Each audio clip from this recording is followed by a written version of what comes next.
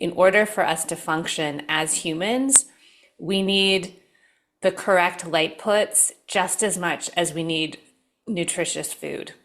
And if we deviate from that, which we have, especially with the advent of all of the many different types of screens we are surrounded by all day and all night, we are destroying our biology at the mitochondrial level, which is what drives all of human health.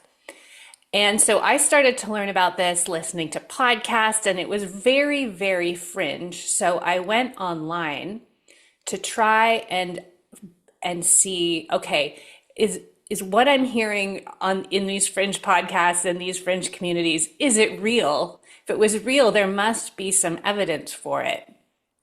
And that is what led me down the path to understand that the information that we take as valid is often just at best an accident and at worst intentionally misleading from the powers that be, and that the actual true information and the new research and the real understanding are often left up to us to figure out for ourselves. And I thought, this is such compelling information.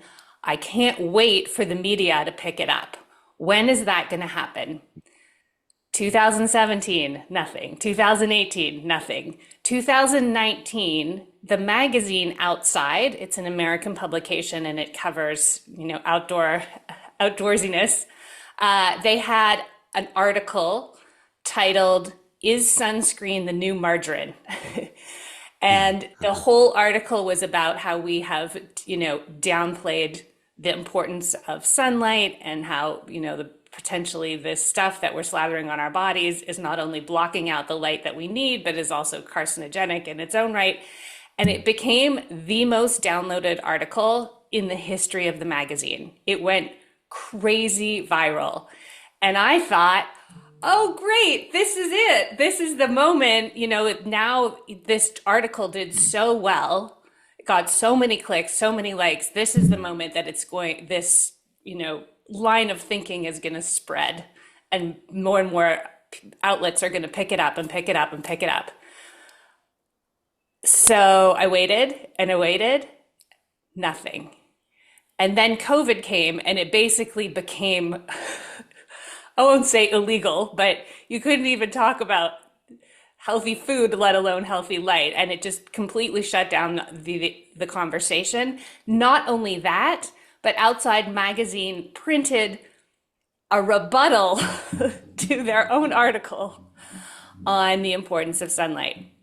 Anyway, fast forward, the journalist who wrote that article is actually coming out with a book. I think it was just released on the importance of sunlight. So there's vindication. And in the last few years, it's really shifted. It really showed me that if this information is real, if this bright light at night is so destructive to my health and going outside is so important to my health, if that was they would have told me, someone would have let me know. There would have been some articles, that there'd be warnings on the packages, there'd be chatter online.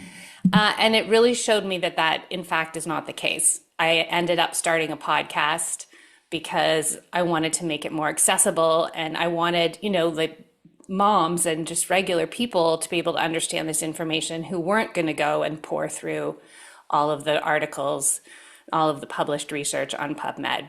And that led me to understand what's going on an even deeper level than just how light is affecting our mitochondria, which is the quantum biologic foundations of all of this. Quantum biology is the intersection of physics and biology, which up until recently was considered, impossible. And there's now very, very strong evidence that, of course, quantum effects are happening in living systems. And with the word quantum, it is touchy because there are scientists doing really, really,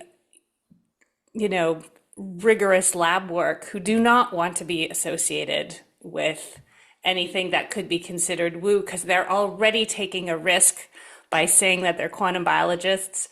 They don't want it associated with anything that could take away from their credibility within the scientific community. So they are, even more rigorous and specific and precise and protective of their work. And probably most people associated with FJN would be like, of course they are. But in the mainstream scientific consensus, that was considered heresy. That is changing. And so the way that it connects back to light is that if you really want to understand how light affects our bodies, you do have to go down to that subatomic level. So in terms of the research, the circadian research is very, very strong. And there's quite a strong consensus now that humans need to have regulated circadian rhythms in order to function properly. That research started to come out in the 1980s and has grown stronger and stronger.